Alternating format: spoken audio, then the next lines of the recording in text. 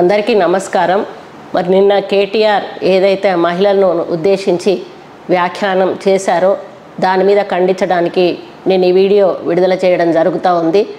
ఒక 10 సంవత్సరాలుగా ఒక ప్రభుత్వంలో ఉండి మంత్రిగా ఉండి ఈరోజు మహిళలు అనేటువంటి గౌరవం ఏమాత్రం లేకుండా మహిళలను మరి రికార్డ్ డ్యాన్సులు బ్రేక్ డ్యాన్సులు చేసుకోండి అని యథాలాపంగా అన్నాను అనేటువంటి మాట ఈరోజు చెప్పడం ఏదైతే ఉందో చాలా బాధాకరం అని చెప్పి ఈ సందర్భంగా నేను తెలియజేస్తూ ఉన్నాను.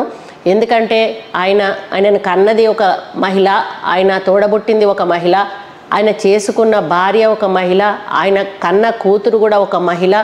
అటువంటి వ్యక్తి ఒక మహిళలను కించపరిచే విధంగా మాట్లాడడం, లక్షలాది తెలంగాణ ప్రజలను ఆడబిడ్డలను ఈరోజు ఉద్దేశించి ఆ మాట మాట్లాడడం, వాళ్ళందరినీ కూడా అవమానపరిచినట్టు ప్రతి ఒక్కరూ కూడా ఈరోజు బాధపడతా ఉన్నారు. ఏదో చెప్పుతో కొట్టి అందరి ముందట మరి వెనకాలకు వచ్చి సారీ చెప్పినట్టుగా పబ్లిక్గా మహిళలను మరి రికార్డ్ డ్యాన్సులు బ్రేక్ డ్యాన్సులు చేసుకోండి అనేటువంటి మాట మాట్లాడి మళ్ళీ ఏదో ట్విట్టర్లో సారీ అని చెప్పి నేను సారీ చెప్పాను అనేటువంటి మాట కూడా మాట్లాడడం కరెక్ట్ కాదు.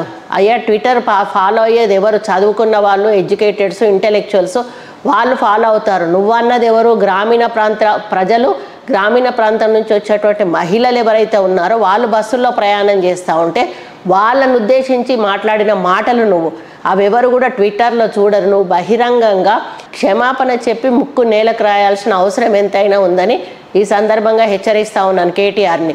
ఇంకా మీ అహంకారం తగ్గలేదు, మీ అహంకారపు మాటలు తగ్గలేదు. మీరు ఇంకా ప్రభుత్వంలోనే ఉన్నాననేటువంటి ఫీలింగ్ తోటి మాట్లాడుతూ ఉన్నారు. ముందు అది మానుకోండి అని చెప్తా ఉన్నాను.